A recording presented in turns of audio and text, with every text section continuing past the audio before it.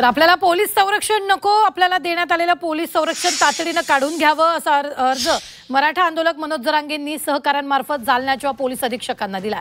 आपला घातपाताचा कट रचणारे धनंजय मुंडे असून कटाच्या या मुख्य सूत्रधाराला सरकार चौकशीपासून आणि अटकेपासून वाचवत असल्याचा आरोप जरांगेंनी अर्जाच्या माध्यमातून केला। त्यामुळे आपल्याला देण्यात आलेलं पोलीस संरक्षण तात्काळ काढून घ्यावं अशी मागणी जरांगेंनी केलेली आहे। ज्या पद्धतीने काल परवा श्री मनोज जरांगे पाटील यांनी आपल्या सगळ्या माध्यमांसमोर जी त्यांच्या सुरक्षेच्या संदर्भातली भूमिका स्पष्ट केली होती की मी माझी सुरक्षा मी हटवणार आहे किंवा मला सुरक्षा नको या संदर्भातली भूमिका तुमच्या सगळ्या चॅनलच्या माध्यमातून त्यांनी दिली होती।